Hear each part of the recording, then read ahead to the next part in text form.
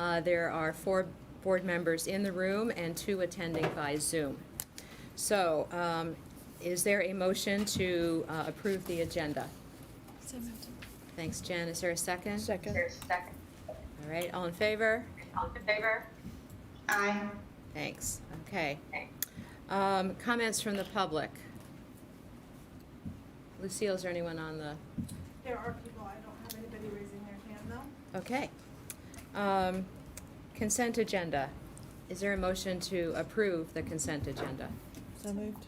Thanks, Nicola. Second? Jen, thank you. All in favor? All in favor? Any opposed? Any opposed? All right, I'm not seeing any. Right, not seeing any. That is approved. Reports. I have no board report, except I'm sure I'm speaking for all the board members in that we're looking forward to hearing the updates in preparation for a new school year, which I'm sure is going to be wonderful. Superintendent's report. Same. I'm going to save mine for the back-to-school opening update. Okay. I don't think any committees have met. Am I wrong? Okay. All right, so I'm going to turn it back to you, Dr. Smith. Terrific. Well, All right, welcome. Back to school opening. Our inaugural board meeting of the 2022-2023 school year. So welcome back. Thank you for the reprieve in the summer. If you look around the room, you will see we have some slightly tanned and hopefully very well-rested administrators in the room. The summer's been great, and it's been great on a number of fronts. One, it's been, I'll generally speak for the folks in the room that Ira Bevel's here with every day, but it's been a restful summer, and that's been wonderful. So people have been able to take vacation. The pace of life has slowed a little bit, so we've really been able to dig in and do some really good planning and preparation, which you'll get to hear about as the meeting unfolds here. So we're grateful for that, and I'm going to put it in the universe right now. We are going to have an absolutely amazing school year this year. So you can mark my words, that's going to happen. So we are thrilled to be here this evening and to kick off this school year. So on that, in terms of the kind of the business portion of the updates, I'm going to walk you through an enrollment update. I'm going to do a little bit of staffing, and then Maria will handle more of the staffing when we get to that portion of the agenda with her. Again, just I'm going to top line some of the COVID protocols. Not that we want to spend a lot of time talking about that, but there is new state guidance that we are adopting, so I'll take you through that. A little bit on facilities, and then we're just going to go kind of department by department.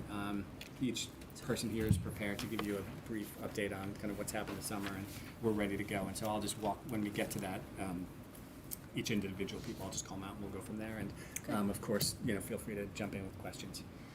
Okay, so enrollment. You have attached to your agendas the current draft enrollment report. So I think the top line summary with enrollment is that we are tracking with the My Loan projections. You may recall when we commissioned that study last year, My Loan produces high, medium, and low projections. We bench off the medium projections, and I would say our current numbers reflect somewhere between the medium and the high projections.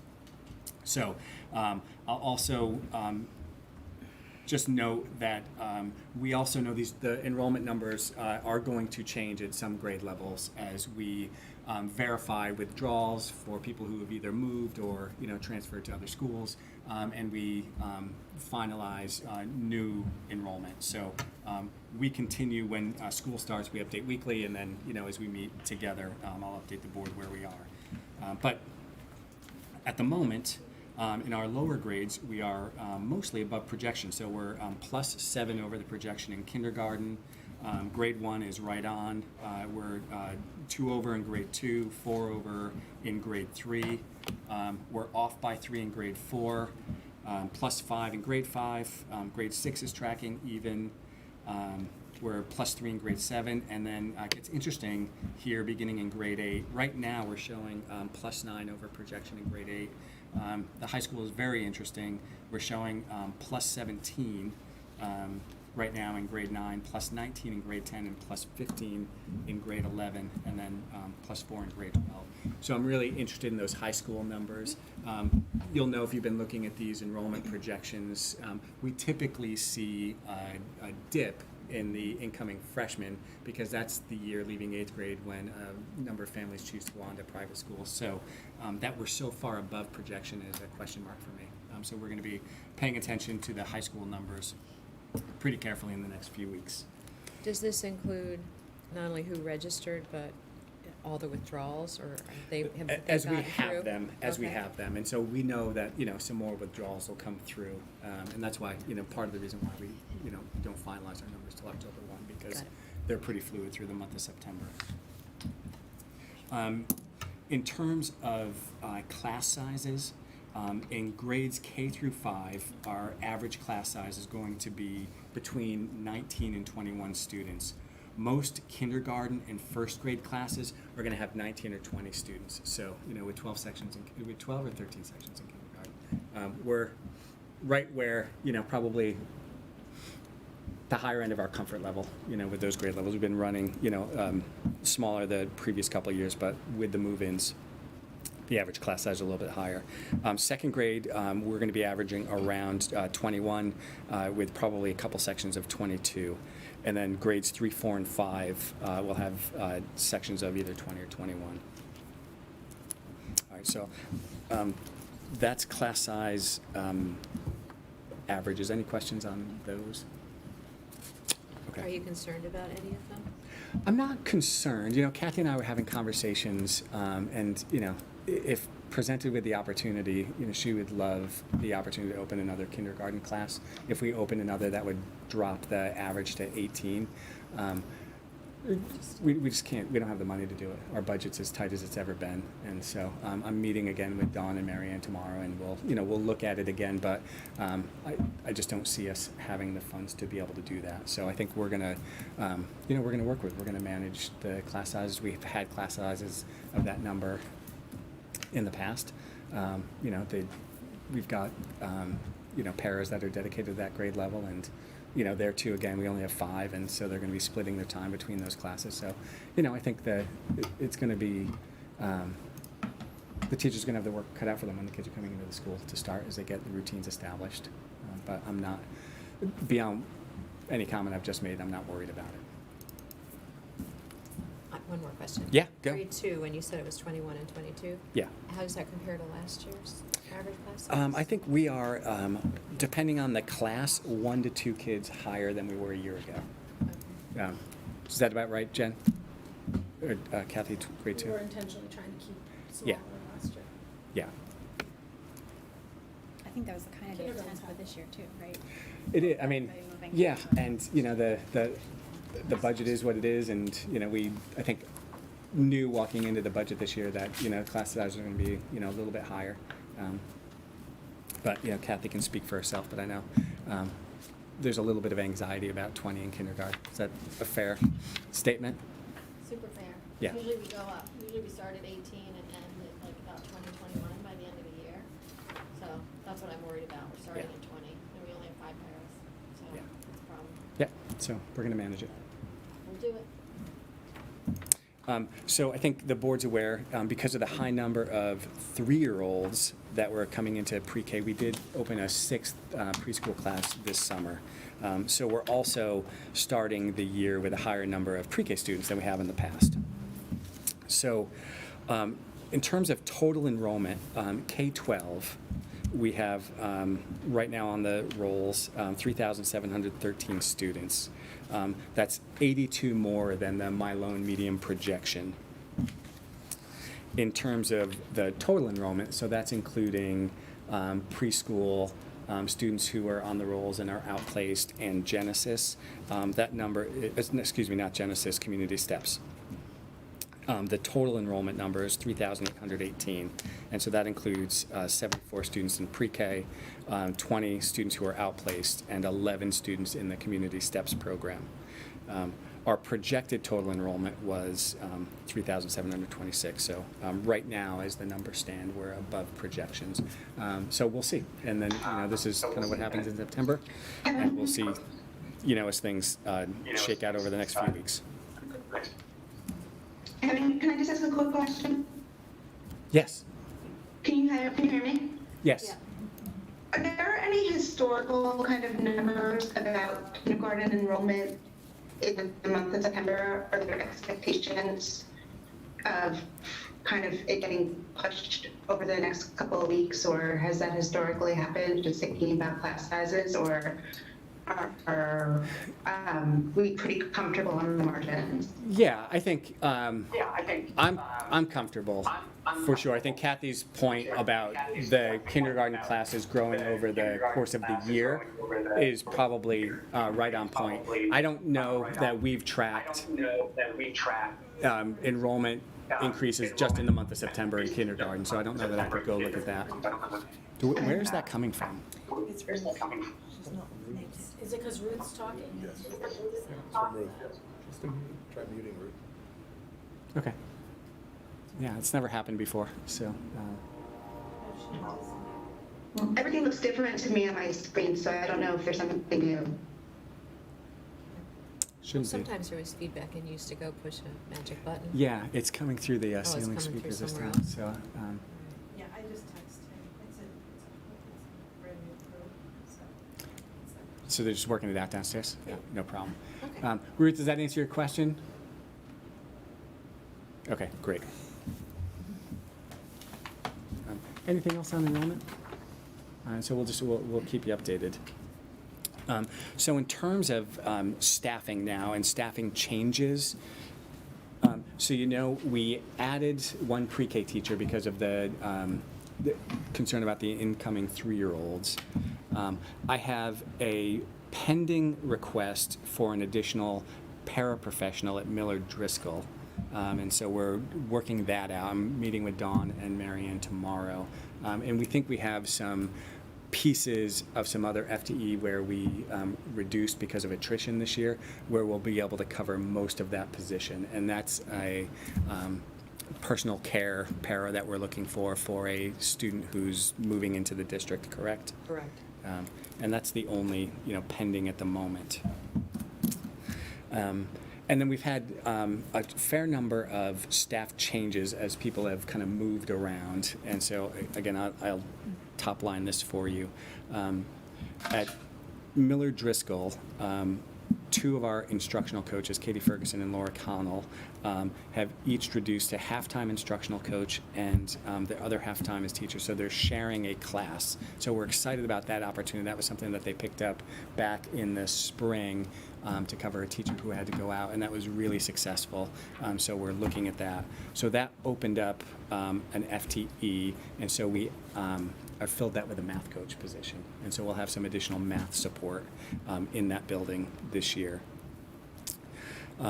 At Cider Mill, we were able to take a little bit of the ARP funds that were going to be allocated to a 0.5 social worker. We combined them with a 0.3 gen ed para and a 0.2 OT, and we created a 0.8 school psychologist position. When Andrea met with the principals and her staff, that was the area of greatest need, so we were able to add some school psych support to that building. So we've expanded some mental health there. Instead of social? That was instead of social work. Yeah. Okay. It's a district position that's gonna be doing some evaluations to free up the building staff at both Millard Driscoll and Cider Mill to do more direct service to kids. So it's kind of a hybrid position that's gonna be just doing evaluations, new referrals, and get some evaluations done so that the staff boots on the ground in the building are freed up to do direct service. Right. The other change we made at Cider Mill, we had you recall we had 2 school counselor positions there. So one of the school counselors retired at the end of the school year. We converted that to a social work position. So there's some good social work support in that building as well. Can you remind me what the social work support situation was before? Was it a shared social worker between? We had it was Jim, we had one social worker between the 2 buildings. Yeah, so it was 0.5, 0.5, right. Yeah, so now we have. 0.5 at Millard Driscoll and 1.5 at Cider Mill. Yeah, we'll have to do a flow chart so you can track all of these. Right, and then just the last changes. Eric Mendelson here at the high school had been functioning as a full-time humanities coach. He transitioned back to part-time humanities coach, part-time English, so he's going to pick up some teaching. Michelle Maher, who was .5 teacher, .5 coach also, has gone back to the classroom full-time, so that opened up a 1.0 coaching position. We hired a math coach, so we have a full-time dedicated math coach at the high school. When we get to Maria's update, she'll fill you in on the hiring and some of the other placements, but I wanted the board to be aware of some of the shifts that we've made in existing personnel. Questions, comments on that piece? It might be helpful just to see Yeah. the chart. So we can follow the moving parts. So there's no ads, but there are category changes. There are, Am I right. Yeah, and the or only... subject area changes if it's coaching. Right.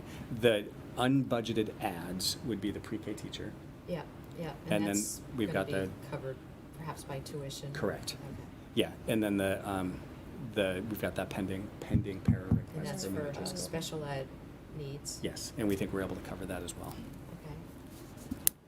All right, and then the rest have been reallocation Correct. of existing. So what's sitting out there is a concern, maybe not this minute, but a watch on the elementary class sizes. Yeah. Kindergarten. in Kindergarten. particular. Kindergarten. Right. I think. Yep, that's so we're just, we know where we are. Okay. And our Middlebrook math coach. What's that? Our Middlebrook math coach. Are we not? Middlebrook, our math coach. Are we not? Or interventionist.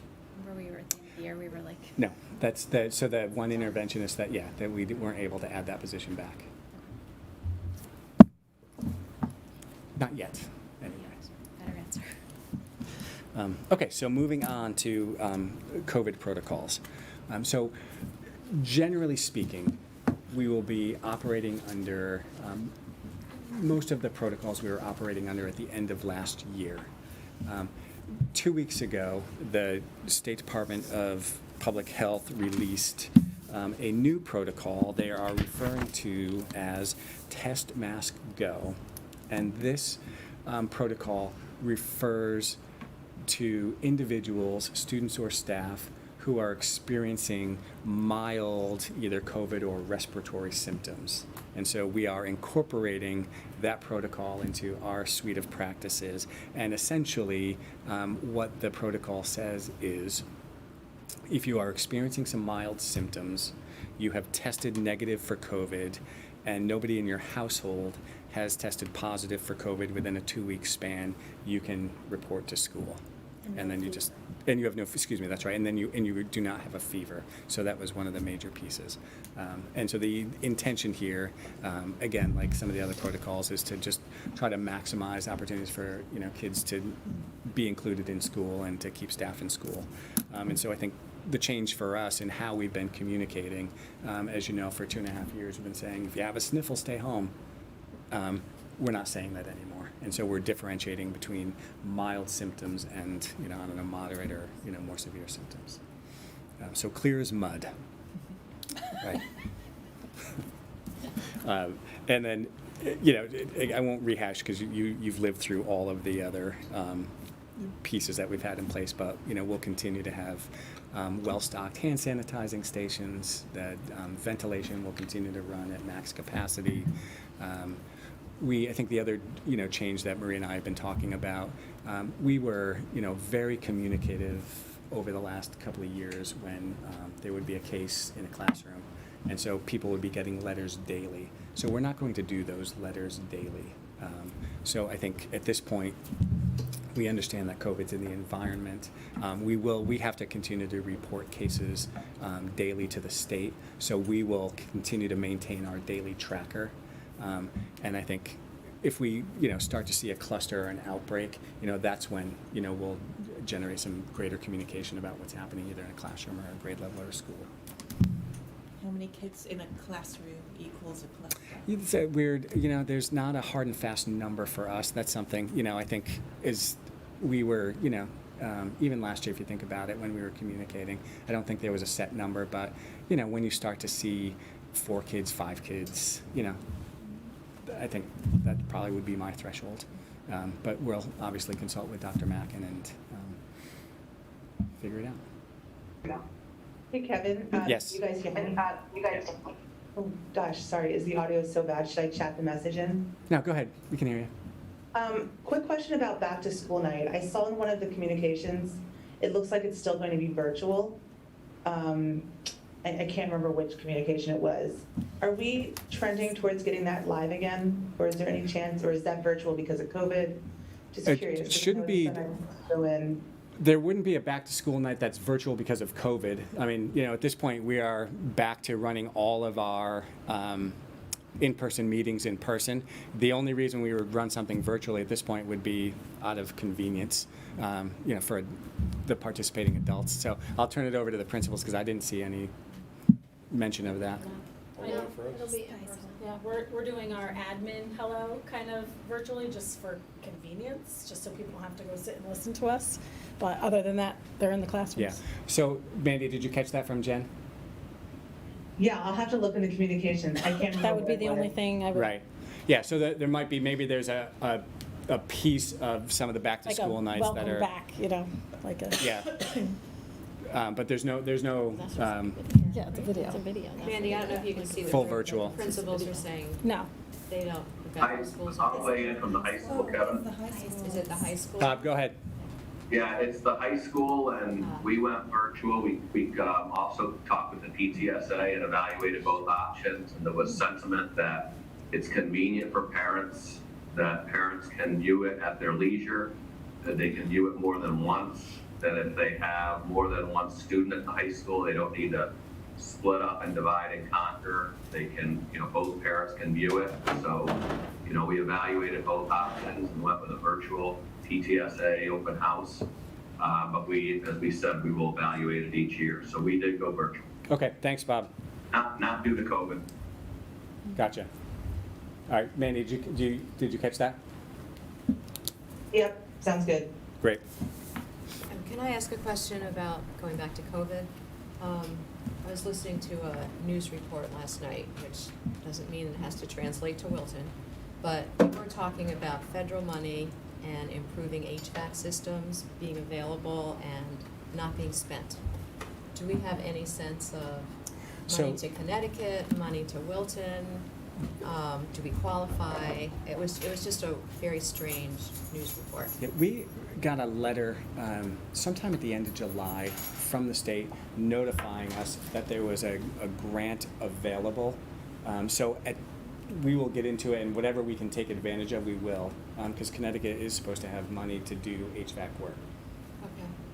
So maybe Dawn could, I don't know if Dawn has any secret pathways to grant info, but and the news report was national, but it was about federal funds for the entire country, so that's what made me wonder. And The state of you had said Connecticut last did year was reach out. mysterious. Yeah, the state of Connecticut did reach out and let us know that the grant was going to be available and that further information would be coming when they were ready to release it. They haven't released that information for us to apply for it yet.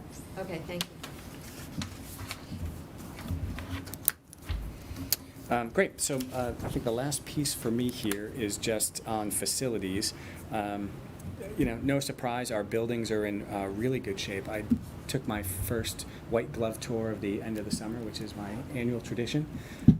And I was really pleased. I was in 3 buildings yesterday, and I was over at Miller Driscoll this morning, and the custodians, by my read, are ahead of schedule based on where we typically are at this time of the year. So I'm really happy to see that, they've been plugging away and moving right along. So our classrooms are clean, floors are waxed, and they're at the point where they're mostly working through their punch lists. So our schools are going to be ready to welcome kids and teachers back next week. I was at Cider Mill on election day, or Highway Day, and there was problems with the AC there, and they were still waiting on a part. The variable frequency Yes, drives, which you yes. may remember hearing lots about after the storm back in April. So yes, so those were just ordered this summer, and I think the arrival date is sometime mid-September, early October for those. And so you may recall when we talked about this, because nothing has changed mechanically, but Mark Esposito had patched them together to be, running on full tilt. And we had some of the hottest days of the year, probably during the primary. And so the folks that were there were experiencing the very challenged systems that we have right now. So are they manually operated usually? Because there was no AC in the gym on that day. I can't speak specifically to why the AC in the gym wasn't working. But it will be working.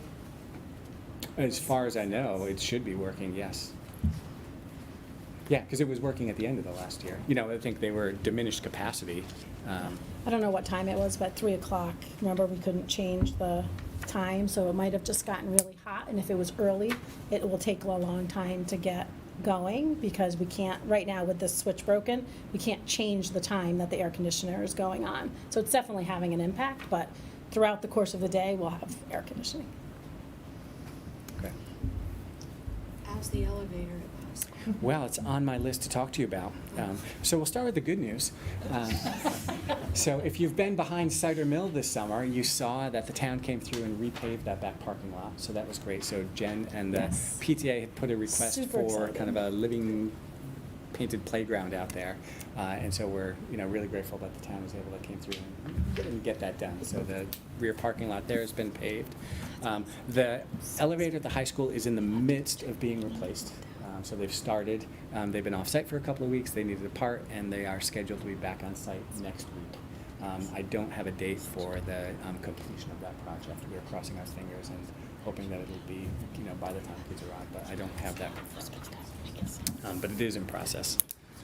A couple of other small projects that got done this summer. We replaced flooring and lighting here at the high school in the back corridor that leads into the field house and into the locker rooms.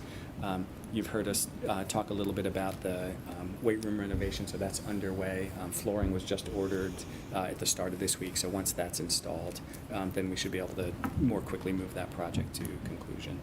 And then other than that, if you've been driving around the schools, you'll see the grounds are being tended to, the flower beds have been done, things have been weeded. So I think on the whole, the place is looking pretty good. When are we expected that the weight room will be completed and able for students to use it? So all of the equipment has been ordered. The flooring, it's a privately funded project, so we were scrambling to find the rest of the funds to do the flooring the way that we wanted it to be done. So we just got that this week. So I think as soon as the flooring is in, and I don't know that there's any, delay in getting that, it just needs to be shipped, then the rest of the equipment can be installed. So, I think we're looking, probably it's September. That was our target date, and I think it remains our target date. Okay. Any questions, comments on any of those? I'm going to turn it over to the rest of the staff here. No? Great. All right. So we'll go Eric, Fran, Andrea, and then Dawn. All right. Thank you very much. Just a little technology update on the infrastructure. All of the Chromebooks for this year have arrived on campus, so we'll have those ready for distribution when school starts. We also have all of the laptops that were ordered for staff. We'll be distributing those the last week in September, first week in October at the high school once we have a few weeks under our belt. We also have about 64% of the classrooms are ready for the start of school right now. We're in really good shape at both Miller Driscoll and Middlebrook. Cider Mill is close, and then the high school is lagging a little due to ESY. So as Jose is turning over classrooms to us, we're making those changes. So the high school will have that ready for the start of school as well. And we're in really good shape right now. We have the equipment on site. We have the staff to make sure things are ready, and we'll be ready to go. Great. Any questions? Any budget surprises, or all the costs were where you thought they were going to be? Leases Our and costs all of are that? our costs are in line. No We had surprises? one little hiccup with the cooling system this summer, but we were able to find a way to address that. Okay. Great. Did every family get their class assignments today? I only know at the high school they got our classes. So the class assignments were in Power School and Schoology, and then we had some of them being posted to social media, so we turned off the ability for the students to see the class assignments. sort of need to have a little discussion about the posting of confidential student information on social media. So that was something that we're going to need to discuss, how we address that in the future. Yeah, it's directory information, but, yeah. Because in previous years, the class information was held back until people had checked and updated their demographic information. Is this, will you be updating or asking parents to update the demographics this year? Because that was always the carrot to make sure that we did it. Yes, we'll be communicating with the parents, asking them to do that. We stopped using that as the carrot because people wanted to see the class information first, so we opted not to do that. Yeah, and we have a pretty high rate of people updating their information, Mhm. right, so it's not. Yes. So that'll be a communication that will go out later in the week or early next week. Okay. Thanks. You mentioned teachers getting computers at the end of September, beginning of October. Is there, why the lag? We have, as teachers are coming in, they have all of their information, all of their documents on their devices for us to do the customization and to swap those devices out and make sure they have access to everything they need. We find if we do that the first week of school, it causes a disruption to both the staff and in instruction sometimes. So by staging this towards the end of September, as we've settled in, the devices will work for the first week or two of school. If there's a problem with the device, a new device is available immediately for the staff member. Thanks. Great, thanks, Eric. Thank you. Fran, you're up. Yeah. So thank you and for this opportunity to update you. I just have a couple of updates, quick ones. One, Eric alluded to the fact that Schoology also opened today. It was open for parents, students, and teachers. We had lots of questions. I had got lots of inquiries in terms of, parents logging in for the first time and getting access. We sent out a letter to all of the parents that are new to the district, as well as those that hadn't, in the past couple of years, gotten an account. So we did like a mail merge and sent out access codes to all those parents so they can log in with a little tutorial. We also have a workshop that I'll be leading with a number of panelists next Thursday for all of those parents that would like either to learn for the first time as to how to use Schoology or would like a refresher and get into it a little bit deeper. So we have myself and our technology instructional leaders presenting next Thursday. And we sent the letter out. We're posting that on the website, so we've got the information for any parent that wants to participate in that. We're also planning lots of professional learning for our teachers on Schoology. We've done a great job over the last couple of years. Our teachers have done tremendous. We've had huge participation from our parents and students, but we feel that we can do even more. Considering that towards the end of the last year, the legislation that came out with that language, that we're still trying to get some guidance from the state in terms of in terms of dual instruction not happening in the classroom. We want to be ready for our students. We had a quarantine learning plan, as you all remember from last year.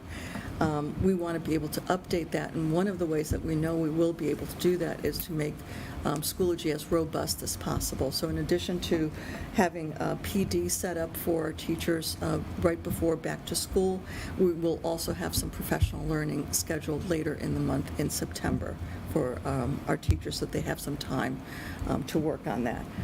So that's all, within the setting up of the online classroom, which is just as important these days as the physical classroom.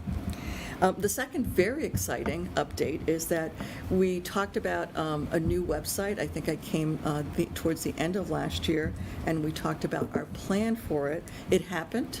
It happened like on July 1st, so it happened over the summer.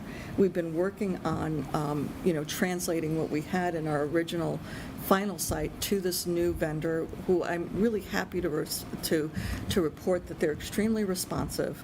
They're very professional, and we've really been enjoying the process. So if you can, imagine having 6 to 8 week time to take an entire website and bring it over to a whole new platform, we did it, and we did it with their help. with our webmasters and everyone that's really been participating. It looks good. I know that I've gotten lots of comments that people have been on it, but we're adding more and more resources for our parents. We're really excited about the fact that we're also launching an app. So anybody that wants to check it out in the meantime, you can go to the Apple Store and look up Wilton Public Schools. We actually have our own app, and you can download it on your phone, and that is integrated directly with our website. So the information, the calendar, the resources for the parents, different events, notifications, and then we chose things that we thought that would be like most frequently visited types of things for parents, like the lunch menus, et cetera. Those are all in there, but one of the things that we do have a little bit of luxury this year, because it's our first year, is as we go through it, we have a certain amount of real estate that we'll keep within as we're going and adding to that and changing it as we need it. So I'm very excited. We have lots of great things in the library. We've been buying books and have all of that coming, and I'm excited to really just say that it feels like a more normal year, and that's what we're looking forward to. Yeah, I do want, if you don't mind, I want to go back to something Fran started with, and I should have noted this in my own report. So remember, at the end of the legislative session, a rider was added to the major SEL bill that outlawed what the state now terms as dual teaching. Dual teaching is an approach that we relied on all through the pandemic, and I have been communicating with folks at the State Department all summer trying to get a definition of dual teaching.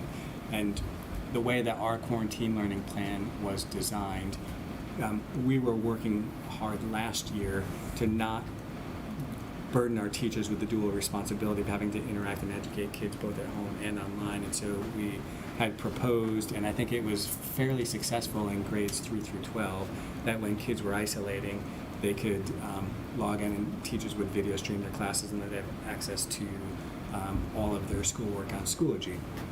And Miller Driscoll had a different model because that obviously doesn't work for little kids.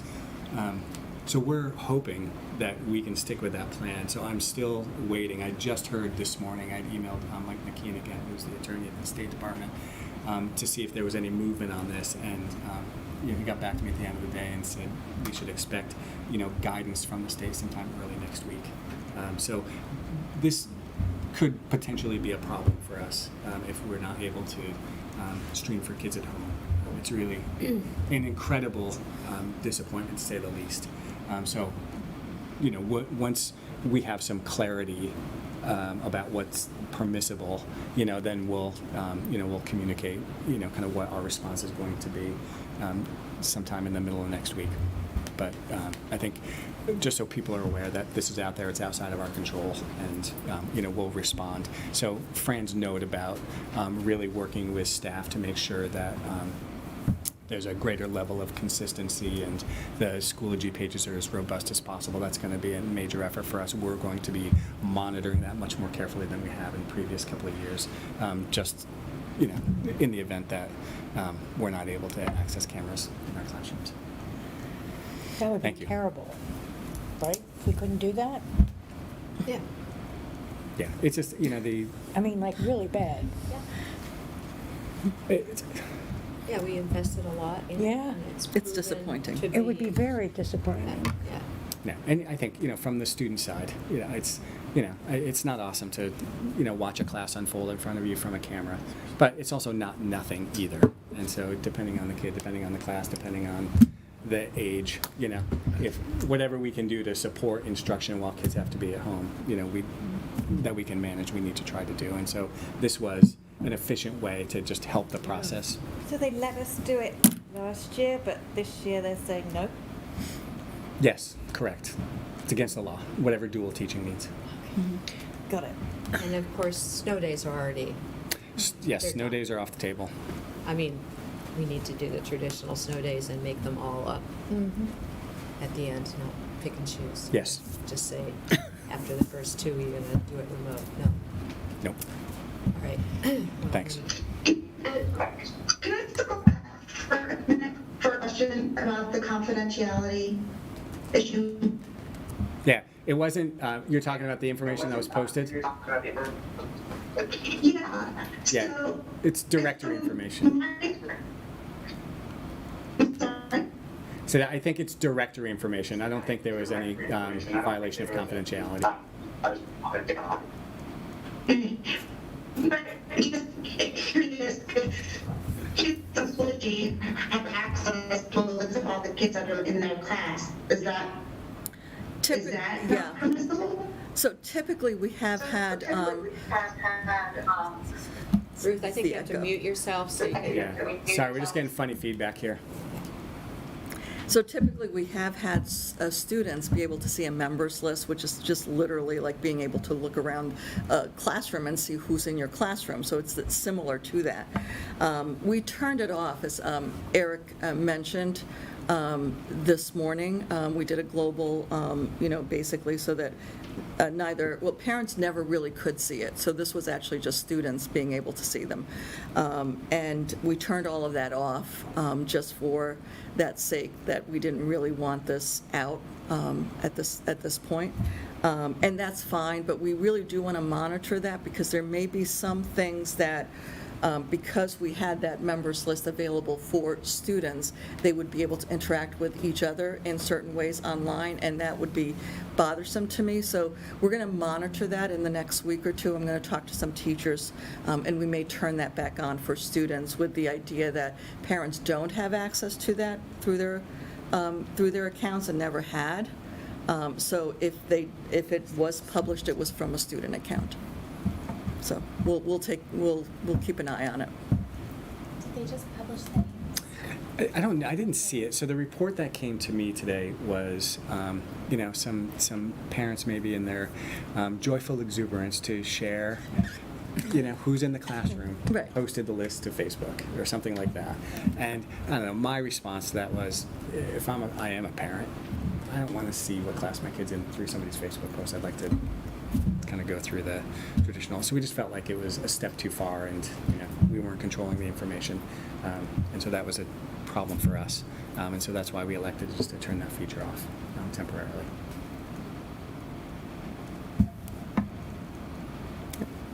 Any other questions? Thank you, Fran. Sounds good. I just found the app. I have to Oh, good. download it though, sorry. Yeah. Great. Andre, That's you're up. exciting. Okay, so student services, we are ready to go. We are finishing up final staffing arrangements. As you know, we've had a number of students move into the district over the summer, so our staffs are busy onboarding kids and families, welcoming them, having PPTs, planning IEPs, and putting things together so students will have programs and services in place on day one. We have welcomed a number of families and a number of new students with disabilities to the district, pre-K all the way through. And so we are getting to know them, getting to know their families, and working through the evaluation process and whatnot to get them ready for the first day of school.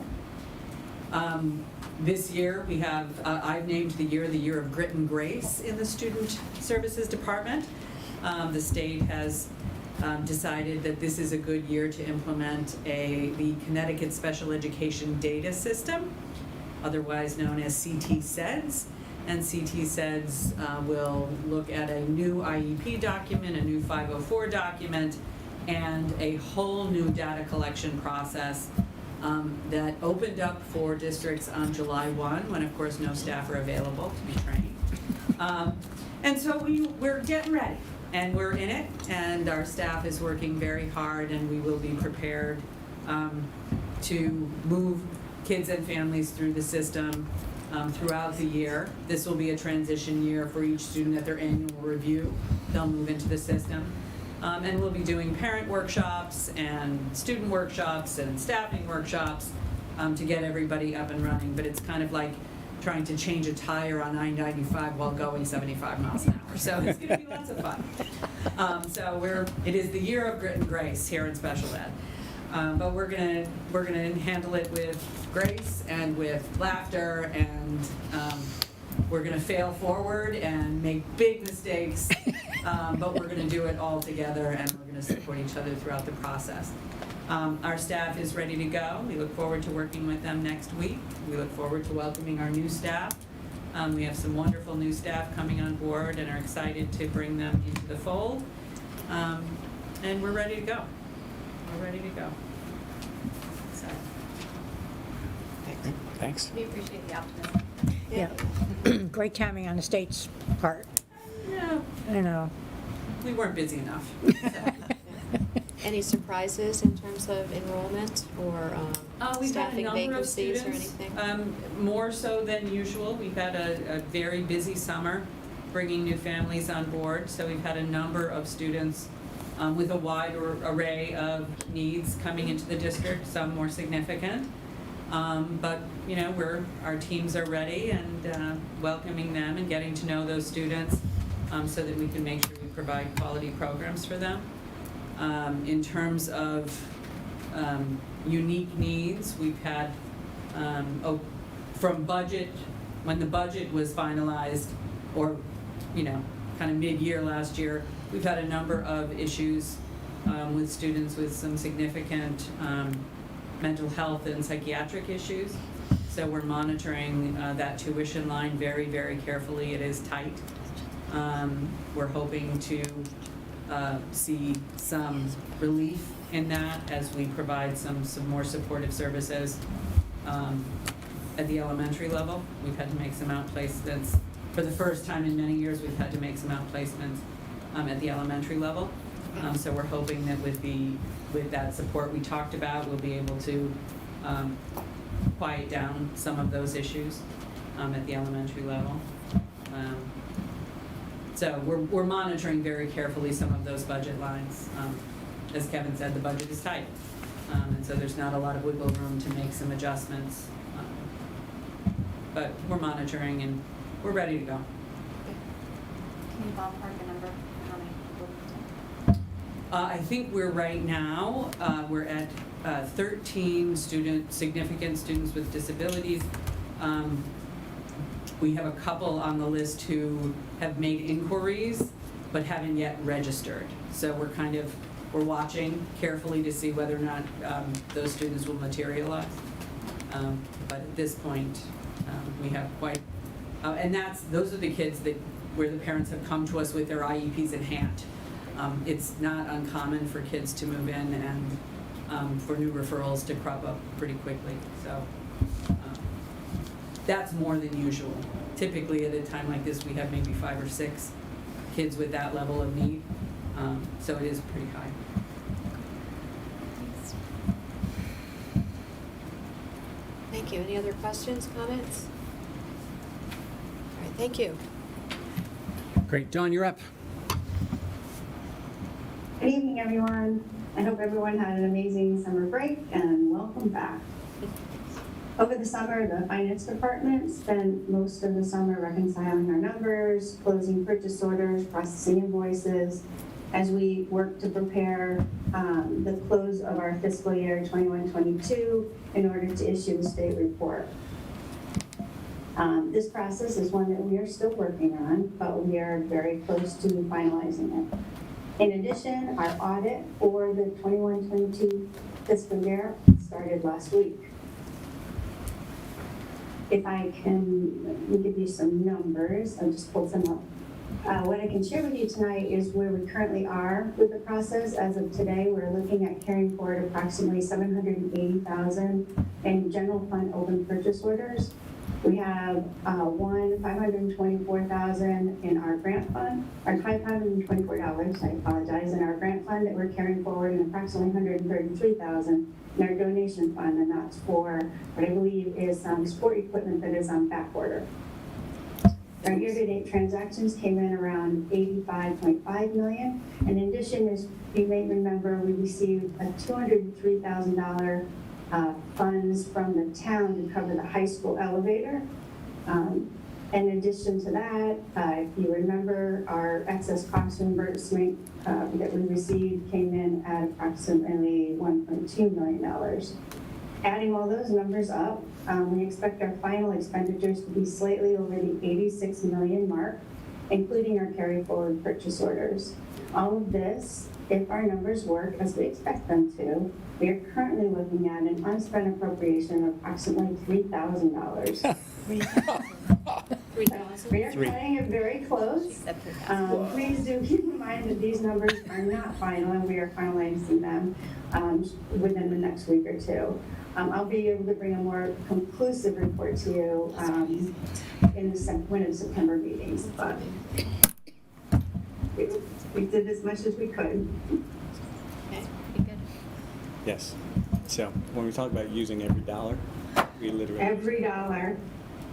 Right. Okay, so would you be able to put that in a list? You'll get it. You'll get Yeah, a you'll more get it. detailed when Yeah. you're finalized. Okay, I'd like to see that. Oh, yeah. Yeah. So that's Yeah, great. we just want to finalize the numbers and make sure we have it Yeah, all of together course. before Yeah, we'll get any you get the solid numbers are issued. And on the open POs that haven't closed yet, is there a deadline for those, or how long can they be carried? They can be carried for a while. We would like to see them completed within like a 3-month period of time. Some of them we may not have a lot of control over. Some of them are due to supply issues, delays in equipment that we've ordered. Okay. Stuff that's a little bit out of our hands. So most of them should be closed within a 3-month period. Yeah, I don't think that's atypical. We generally Right, carry I open just- POs year over year. Just wondered if there was a deadline on them or something. All right, thank you. Thanks, Don. Okay. Right. Dr. Smith? Sure. So we had a busy summer in teaching and learning. And actually, we're still in the midst of finishing up a number of things. So what I'm going to share with you tonight is some highlights of what we'll do, and I can certainly provide you with more detailed information once all of the paperwork is completed and submitted. There are 2 areas in particular that I'd like to kind of zero in on tonight. First is the summer intervention program. It was offered to all of our students who were in intervention at the end of last year, K to 8. Unfortunately, we didn't have enough interest at the high school to offer any sessions. It ran 4 days a week, Monday through Thursday mornings for 4 consecutive weeks, July 11th to August 4th. And parents were able to opt into the weeks that worked for them, 1, 2, 3, or 4. Instruction was provided in 45-minute intensive group sessions in reading and or math. Students who received dual intervention were able to sign up for both over the summer. In terms of staffing, we hired a total of 18 teachers, 11 interventionists, 5 classroom teachers, and 2 instructional coaches. And our staffing decisions were based on student enrollment with the goal of keeping group sizes as small as possible. We were, for the most part, able to keep them between 3 to 5 students. There were a couple that had 6. So we had between 3 and 8 groups per subject that ran in each building each day, and the teachers each ran between 2 and 4 groups per day. In terms of enrollment, there were a total of 119 students enrolled in summer reading. We had 18 in kindergarten, 21 in first, only 5 in second, for a total of 44 at Miller Driscoll, 16 in third grade, 14 in fourth grade, 10 in fifth grade, for a total of 40 at Cider Mill, 12 in sixth grade, 10 in seventh, 13th and 8th, with a total of 35 at Middlebrook. We had a total of 102 students enrolled in summer math, 6 in kindergarten, 10 each in first and second, for a total of 26 at Miller Driscoll, 13 in third, 7 in fourth, and 11 in fifth, for a total of 31 at Cider Mill, 16 in grade 6, 23 in grade 7, and 6 in grade 8, for a total of 45 at Middlebrook. So pretty good numbers of students participating, and it appears that most of them attended all 4 days of the weeks for which they registered. There were a few students who attended only 3 of the 4 days, and very rarely a student attended only 2 of the 4 days. Some of those absences were known about ahead of time, but in other cases, students were ill or the families had last-minute changes in their plans. And we will, of course, be examining the MAP data when we administer that at the end of September to see how the students did. If you recall from last year, we saw much less regression in skills for the students who attended summer school, so we're hoping to see that again. The second area I'd like to highlight is the summer curriculum development. In terms of teacher participation at Miller Driscoll, we have 32 teachers participating in 11 projects. At Cider Mill, we had 26 teachers in 13 projects. Middlebrook, 35 teachers for 12 projects. And Wilton High School, 45 teachers in 23 projects. We also had a number of district projects. You know, every year we review certain curriculum areas. This year was applied arts and digital learning. I don't yet have those numbers, but those were other projects as well.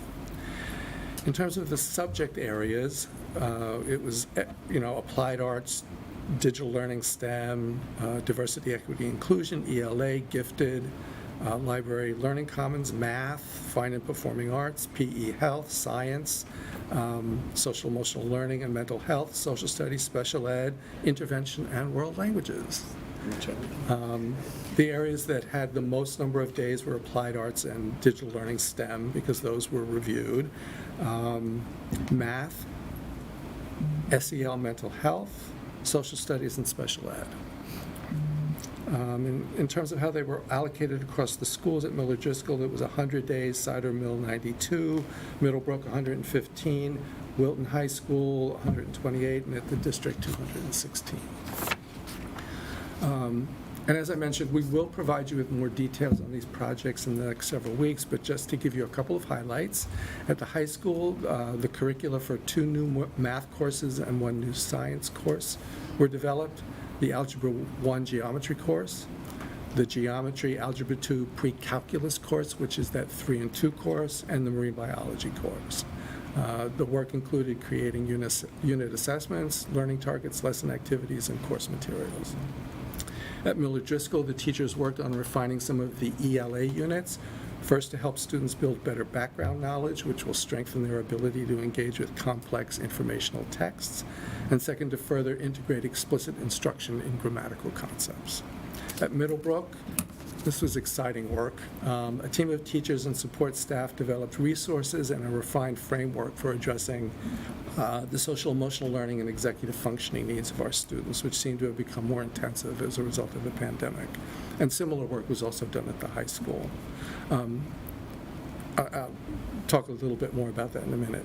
And similarly, at Cider Mill, teachers developed and revised some of their ruler lessons and integrated the SEL standards across the ELA curriculum. And just finally, I wanted to note that we'll be holding several workshops for the Board of Ed over the course of the fall semester, and it will include instructional coaching, assessment, math, and SEL.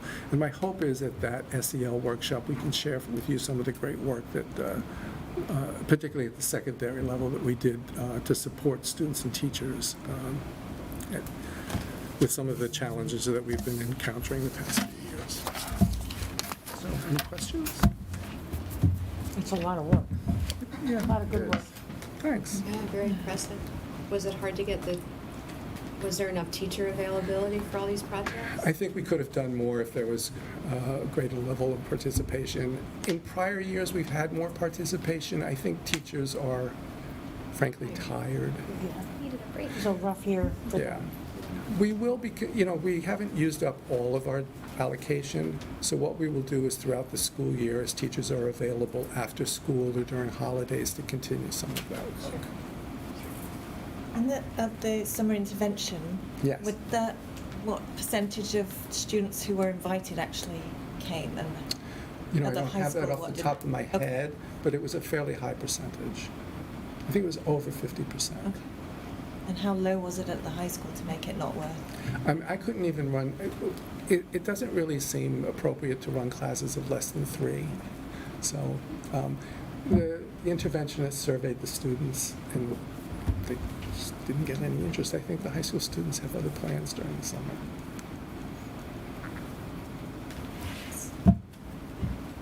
Thank you. Any other questions, comments? exciting work, and I Yeah. know that quick summary and a lot done behind it, so thank you. Thanks, Chuck. We're going to turn it over to our principals now, and then we'll come back to Maria, because she's a separate agenda item, and then we'll close out with Bobby. Kath, you want to kick us off for Okay, the I'll do it. building updates? So, huge thanks to my head custodian, Rudy Angel, and his crew, who have done an amazing job cleaning the school around all of the little children that were basically there all summer long, including this week. So it was sort of like when somebody wasn't sitting there or like standing on a piece of floor, they were stripping it and waxing it and cleaning it. So they did a great job. There was a lot that went on at Miller Driscoll, so it was, things were alive and well, even though it was summer.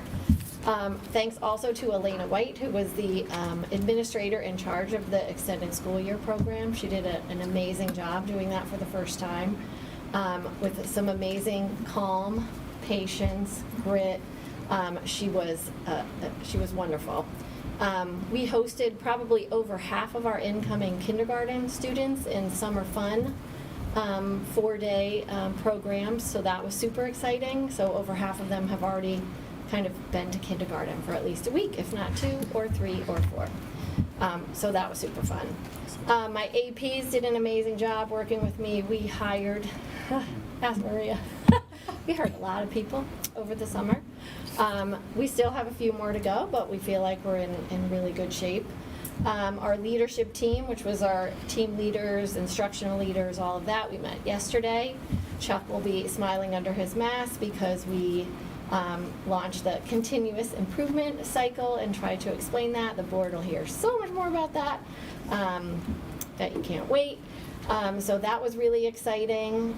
We have our areas of focus for each grade level for this year, as well as each department. Kindergarten is going to launch a new SEL program called Everyday Speech, and officially launch Play Workshop, which has been like, I just want to jump up and down and scream yeehaw. First grade will work on the new TC reading units, and second grade will be piloting the new illustrative math in that grade. So we're really excited about things coming up. Like Kevin said, we have 2 instructional coaches who are teaching a class together. We'll be using that as a lab site, so not only will those kids be getting some really great instruction, but the teachers will be able to go in there and see what's going on as a lab site. We have 2 teachers who are looping as they move from K to 1, and another teacher 1 to 2. So that is very exciting as well. So all kinds of things are happening, even coming out of COVID. And we're very excited. And yes, the kindergarten classes are nice and big. Yep, they are.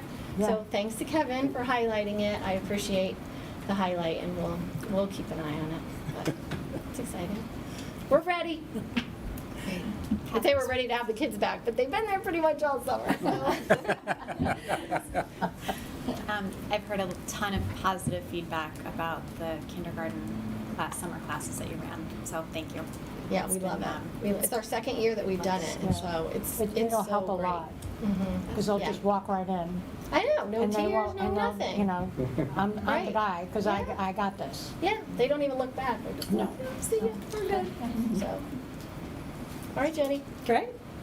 All right, so we've also been hiring nowhere near as many folks as down at Miller Driscoll, but I just want to say thank you to our incredible committees who come in over the summertime to help us find all these excellent candidates. So we're very happy where we are. We have one we're just finishing up, so we're in really good shape. Actually, probably better than probably better than we have been in past summers. So, also our building, I will also say, is in better shape than it has been. We're literally a full week ahead of schedule. I don't think I've ever been at this time in the school year where every one of our classrooms is ready. We still have hallways to do and finishing touches, but that feels really good. Going into next week, teachers are going to be able to come in. Obviously, they've already been in setting up rooms and everything, but usually it's a juggling act, and I can't thank my custodial staff enough, so I'm really excited about that. We also are organizing, this is our first year, as you know, with Dave Dudix, who's our new assistant principal. So we've had a blast getting to know him and really starting this whole continuous improvement planning process. We have our leadership coming up with all of our teachers on Monday. So we're really looking forward to that, and focusing again on all of the instructional components, but also prioritizing wellness. We've added an additional recess that we're really excited about. As you know, the PTA funded an extra really cool thing we're doing on the blacktop. So that'll unfortunately won't be in until October, but we're super excited to continue our focus on well-being with morning meetings and really refocusing on responsive classroom and all of the things that coming out of COVID, we just need to kind of regroup. And I could say there's a very positive vibe just going into this school year. Just really looking forward to a lot more normal. So excited for the school year. So you've heard Kathy and Jen both mention a different approach to continuous improvement planning. So when we met earlier this summer, and you'll get a full dose of that in September when we talk about goals and things like that. Okay. But it's a bit of a paradigm shift for the way that we're approaching this work. And I think that the punchline would be, and there are several, but we're trying to accomplish change in shorter cycles. And test ideas much more rapidly than I think we're used to in schools in general are accustomed to, and so we're hoping to see some different results sooner. Right. So it's exciting. It's like action research. It is. It's a different model, and there is people are excited about it. So, but you'll get a full-on debrief. Yeah. So I should also say our SPED team, Sharon, Abby Searfoss is our SPED IL, the amazing amount of work that they're doing to try to get ahead of CT SEDS.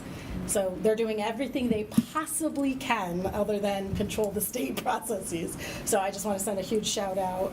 And I know Trudy is getting ready at both of our schools to help implement the new math. So all of that's going on too. So lots of good stuff. So as I joked with Debbie on the way in, Happy New Year. I know when I start wearing a tie again, that means we're getting close, so more golf shirts. But, I could just say ditto, ditto, ditto for a lot of the work we've been doing, but I just, we're really excited to welcome a whole flock of new staff, and like you both said, to thank the deans for all of their tireless efforts and the committees that came together over the summer and found some really fabulous professionals that are going to be joining us today. We're really very excited about that. And we're ready. The staff has been in the building throughout the year. You heard Chuck talk a lot about some of the summer curriculum work that was happening throughout the year. And despite how long and tiring last year was, they were still right back at it all through the summer. And now, of late in the last couple of weeks, to come into their classrooms, to set up their classrooms and make them ready for kids. Our PTA president, Michelle Haggerty, has been in our building a number of times this summer, not only to try to help beautify a space for kids, but also to talk about and plan different ways where we might be able to support staff in a different way and create environments for them. So we're looking forward to that. I too want to echo the thanks and congratulations to our custodial crew, who's just been magnificent and tireless in their efforts to make sure that the building is ready for the kiddos for the walkthrough live in person on Thursday, and then certainly as of the week after that when we come into the school on the 29th. And ultimately, we just can't wait for the kids, because that's the best part of what we do and the most fun of anything we do. And it's all of this build up and excitement for that is just that anticipation of something coming. And once the children start filling our hallways is when it's best. Great. Bob, you're up. Thank you, Dr. Smith. So your Wilton High School Warriors are already wrapped up for the school year, and we'll be ready to welcome students and staff back in true Warrior fashion. The high school is already coming to life, vibrant life, with linked crew leaders in training and also some student athletes. Thank you to our assistants, Kathleen Fessler, Joanne Feely, Sandy Lunn, and Lynn Prescott, without whom the school year can never be ready for a good launching point. So they're amazing assistants that we have. This week we've had some graduates coming in to say goodbye, which is bittersweet, but also freshmen coming in already to scout out the building and get excited and figure out their plan with our support. So it's nice to see the freshmen coming in already. I hope that students and staff are very well rested. They have really outdone themselves over the last few years, and we're looking forward to an outstanding school year, which we know it will be. And along those lines, congratulations in advance to the class of 2023 and to our senior families. We're excited for you already. We sent out a very comprehensive student mailing today, so students and families should be checking for this important information. And I encourage everybody to look at the new Wilton High School Student Hub. I actually received an email during this meeting from a parent complimenting it. So different way to share information, more creative and innovative way to share information with students and families. So everybody should check that out, please. We also sent home the staff mailing today, so they will be prepared for the students on the 29th. And our leaders will be excited to welcome, certainly this class of 2026 on that day. That's always an exciting moment as the freshmen come in for the first time all together. Priorities this year will include student and staff wellness, which we're looking forward to, and also the board will be glad to know that our main priority will be actualizing the fortune to graduate, and that will be tied in with our strategic planning, which is already really well underway. Our Leadership Institute is next Tuesday, and we'll get the ILs in, and we've got that pretty well planned and structured already. So, Mr. Keating, you were part of the facilities walkthrough today. What would you like to share with this Board of Education? Thank you, Dr. O'Donnell. So we had a very, I would say, successful walkthrough today, and I don't want to repeat a lot of the information that Dr. Smith said before about all of the projects that have been done, but you'll notice if you walk through the building at this time of year, last year we had furniture everywhere and we didn't know exactly where things were happening for lunch.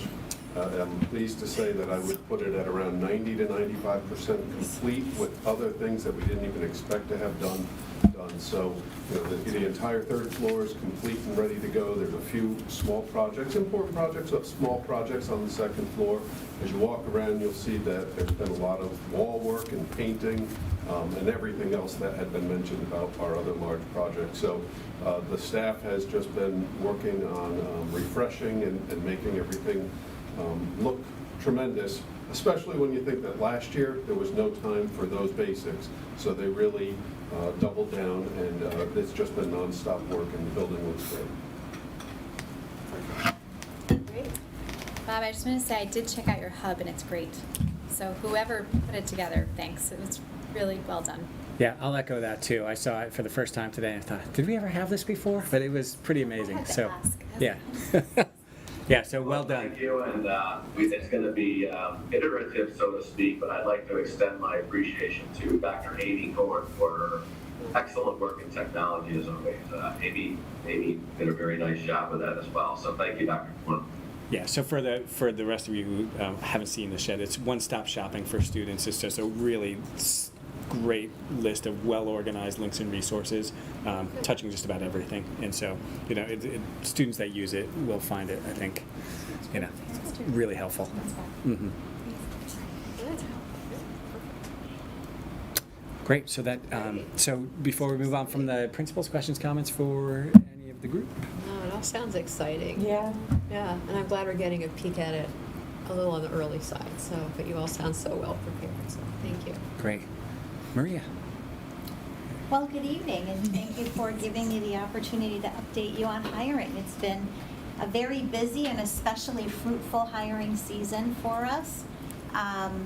And none of that would have been possible without all of the people behind me. So in a moment, we'll get to hear a little bit about all of the work that they've been doing, because we have hired 43 certified staff members for the upcoming school year. And that number may sound high, but I do want to acknowledge the fact that 5 of those positions reflect additional FTE, so they're not new staff members, but they are positions that we had to fill and interview for. And 6 of them reflect internal movement within the buildings as well. So then that opened up new positions that we had to fill. The positions range from administrators. We hired 2 fabulous new administrators, one of whom is here this evening, and we'll be hearing from him soon on an athletic update, special education and related services, social work and psychology, academic coaches and interventionists. We hired an ESL teacher, and we hired 22 classroom teachers. And that ranges from elementary classrooms to art to PE. So it's really run the gamut. And I will acknowledge that Kathy, in case you were wondering, Miller Driscoll won the prize on the highest number of new staff members that Yeah, we've and we're hired still this going. year. We still have more. Wow. But with the exception of 1.4 OT, we are fully staffed Wow. for all of our contracted positions, which is really an exciting place to be. Wow. We have a handful of non-certified positions to fill, some secretarial positions that we're in the final stages of working on, and some paraprofessional positions. I believe all of our coaches are hired for the fall season, so that's very exciting as well. And it's so encouraging when we bring in the new staff and conduct our final interviews, and we leave those interviews inspired and just very excited to have the new staff on board. And this year is really no exception. We have people who range, from very, very experienced, who have more than 20 years of experience in the field, and people who are brand new in their first year teaching. And each person brings something really unique and special. And, we're just very excited to start the year and to welcome those new teachers at New Teacher Induction on Monday. Yeah, thanks. You've been probably seeing the headlines about national teacher shortage, and we know there are districts around us who are experiencing that. We've been very fortunate in that we've had good candidate pools for just about every position we posted for. We started early. We were surprised to learn this in, I think, early June. Right. We were well into hiring for our known vacancies, and as we were talking to candidates who were interviewing in other places or looking at other places, we Right. learned quickly that there were some of our neighboring districts hadn't even started yet. Right. So we feel like we got out early, and consequently, as we have, annually, hired some really, really top-notch talent. So I'm excited about this new class of staff that we've brought in. Right. And I also want to just share with the board that every year it's very competitive, and recently, in the past handful of years, it's become more competitive as we're hiring candidates because there's a teacher shortage. And it seems, just recently the state was saying, well, practically everything is a shortage area right now because it's so difficult to find teachers. And so as we're interviewing teachers that are being courted by other districts, it can be really intense. And I can't tell you, I think I lost count of the number of teachers we hired who were interviewing in other districts and had offers in other districts, in neighboring districts with comparable, benefits and salaries, and they just said they loved how they felt when they came here. And they from the way that they were treated and welcomed by the interview committees at all of the schools, to how they got to know our district right away just through the application process, and how much that told them about what we valued. And that's really what made the difference between them coming here or going to a neighboring district. And so that was really encouraging to hear too. And I want to acknowledge our administrators for rolling out the red carpet in a very genuine way, because it's who we are, but it makes a difference in hiring the best staff. Yeah, and our process isn't easy. It's not easy. Right? We No. have, because we really do screen very carefully, so Right. there are multiple layers. And we get that feedback too. Yes. But it's worth the effort. Yeah, thanks. And just a note on bus drivers. I was talking to Fran Williams earlier today, and we have mostly a complete complement of bus drivers. I don't think we're fully staffed yet, but we're really close. And she was feeling pretty good that we will be. And that's another area. Just as if you've paid attention to the news over the last year, our local STA group, we had, in terms of managing our primary routes, we were, mostly fully staffed for the whole year. We had some trouble with some of the athletic routes, but compared to what other districts were experiencing, we had good drivers, we had enough drivers, and, most of them have stayed. So I think we got a couple to take care of, but we should be all set on that front as well. That's great. First day of school. Great news, really Yes. great. Yeah. Challenge. Yeah. What is it about the application process that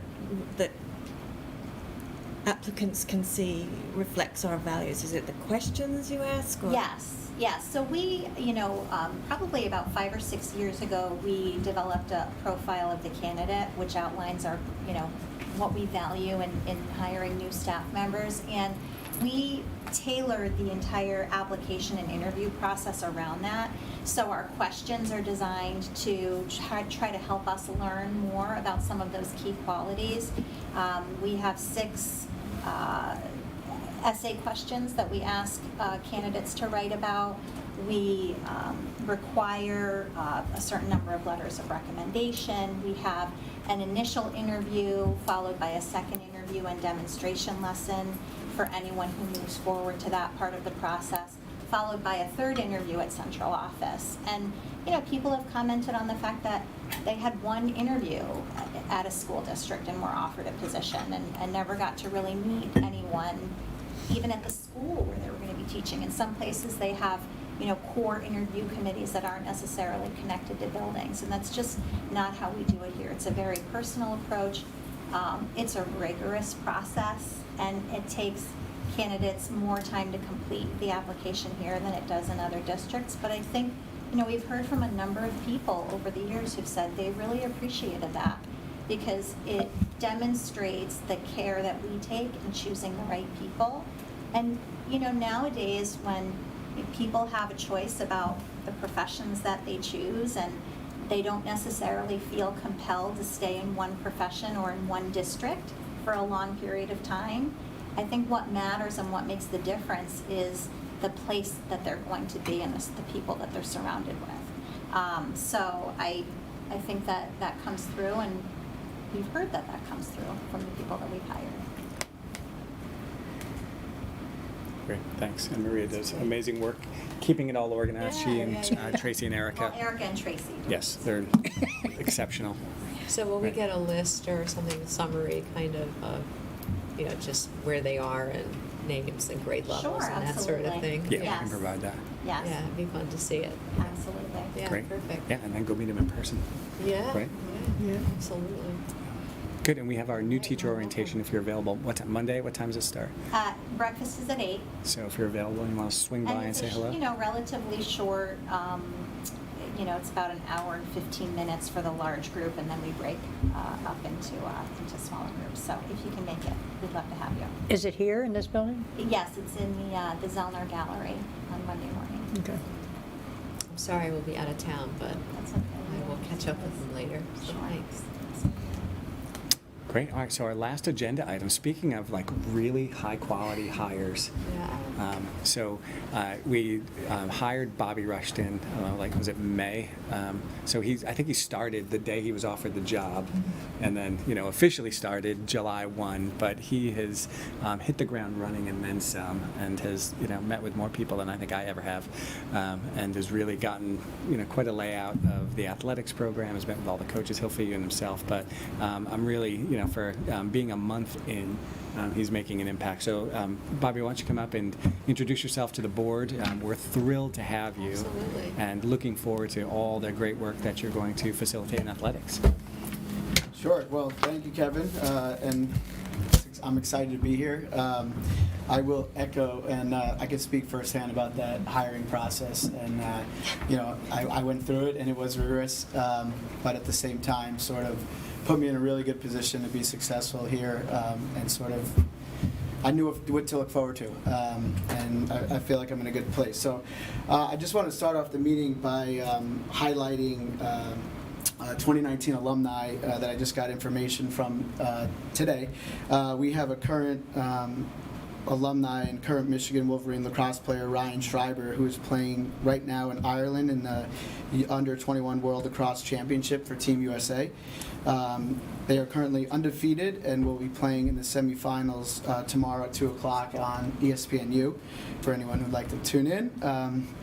And also former Wilton head coach and graduate John Wiseman is going to be the defensive coordinator for the Irish men's national team, who will be competing in 2023. So he's there sort of going through the recruiting process right now, and he'll be doing that. So they're both in Ireland. I have a great shot of both of them that I could share, but that came across my desk today and I thought was worthy of being shared with you guys. So that's fantastic. I echo a lot of thank yous, specifically to the IT department, if you have a chance, and to Jose. It's a little bit of a command center down there, but they repainted and have made it very inviting for my meetings and a lot of interviews that have been going on. To Bob and the A-team at the high school for onboarding me and helping me through the process. To Chuck and his team at our admin retreat, sort of.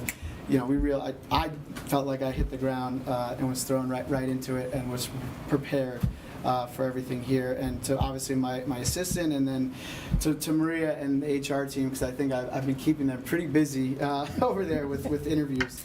So just to date, a couple numbers for you, and these are preliminary as we're still, we've only started football and golf so far, so there are still people that are still signing up and registering and coming back from vacation, so I expect these numbers to grow, but we currently have 456 student athletes registered for fall sports, and I'm just going to go through sort of the 8 sports right now so you can kind of get an idea. So cheerleading has 14, boys cross country 34, girls cross country 46, field hockey 56.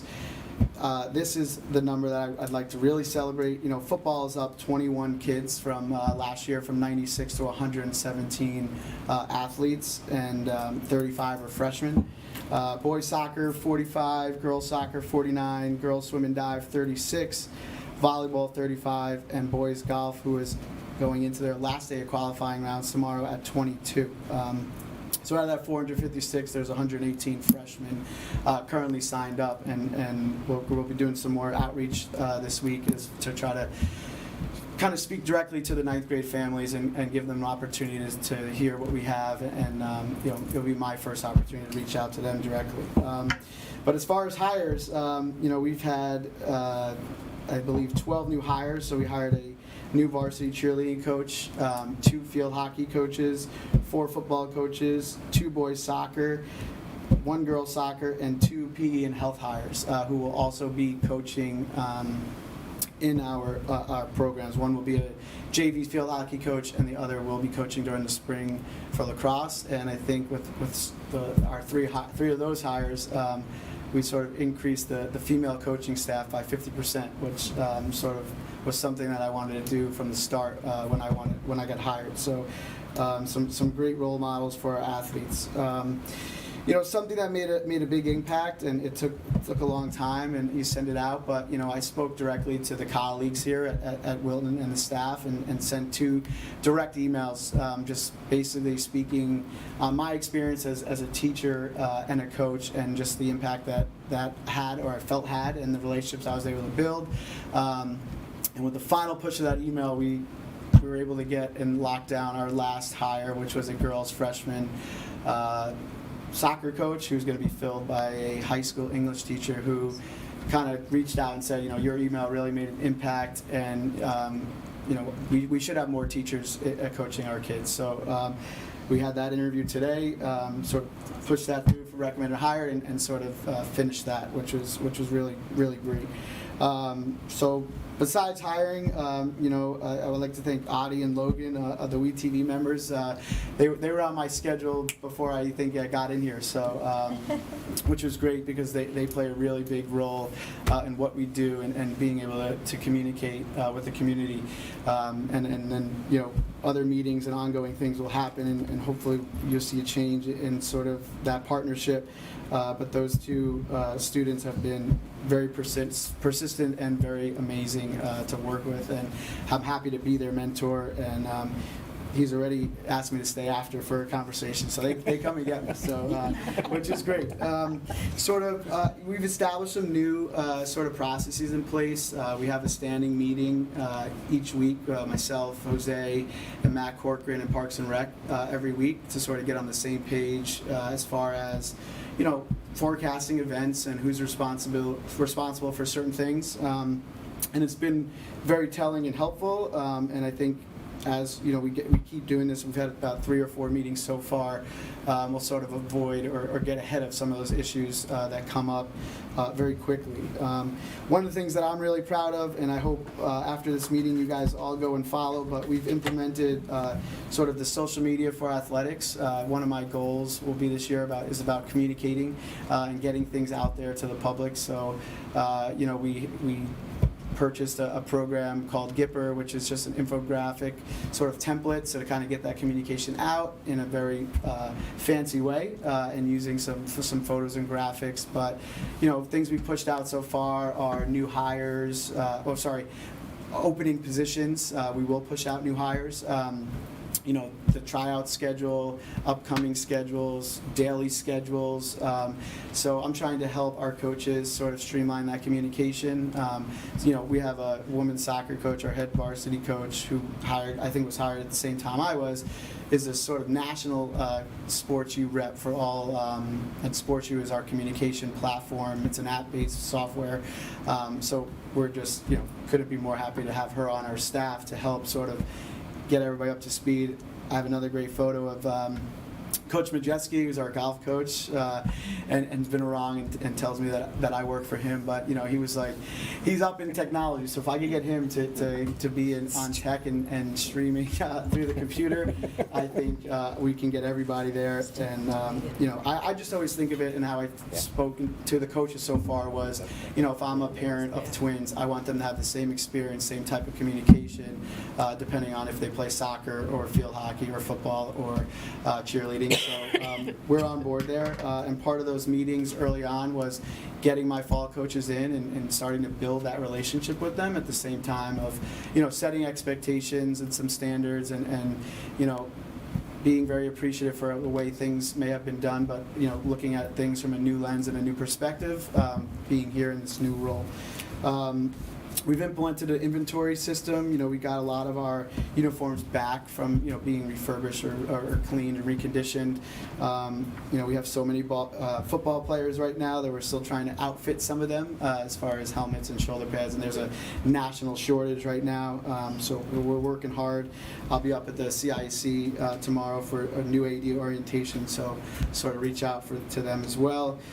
Been busy meeting with booster parents, you know, and you know, what was really nice is football kind of started first, and being so many kids, sort of our process is making sure that all kids are registered, all kids have their updated physical. So they sort of came through the field house, went to Lynn Prescott's office just to confirm that and then I asked them to sort of walk through my office. So you know, I shook 117 hands and just said a quick hello and sort of plan on doing that with all the student athletes just to start to get to know them. Yesterday I had a great meeting with the girls soccer captains, you know, so these types of meetings are happening and happening fast because they're out there with their booster club camps and getting ready for tryouts, which start next Thursday. We have 3 meetings that I just want to let everybody know, and anyone is welcome to attend.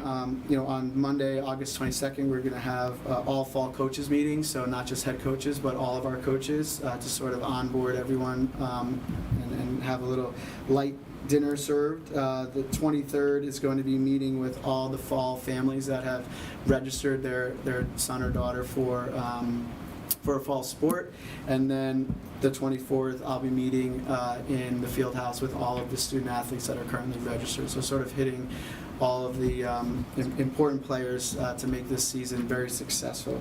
You know, and then we're just investigating and looking at some other systems and putting things in place, but it has been a busy month, but thank you to Maria, and I don't know if I've ever officially got a public chance to thank the committee that I went through and sort of hired me to be here, but I'm excited and looking forward to a great year. Great, thanks, Bob. Yeah. That's wonderful. All right. Any questions? It's all so inspiring. So that's it. That's it? That's it. Okay. Well, I have to say, we should applaud. Yeah, I agree. there's any listener, parent, student, and staff member that can't be inspired by your reports, and that means we're off to a great start. And we are looking forward to an extraordinary year. So the work is, I don't know, I can't believe I'm getting so emotional, but it is so exciting to hear your expertise and your excitement, and just so proud of this district, and what family wouldn't be just delighted to send their kids here. So thanks to everybody. Thank you. Yeah, bravo. All right, back to the agenda. You see some of our meetings. There's no action items. Are there comments from the public, Lucille? No. All right, well, having finished our agenda, and we know when our next meeting is, and we're off to a great start. This meeting's adjourned. Thank you, everyone. All right, well done. That's great.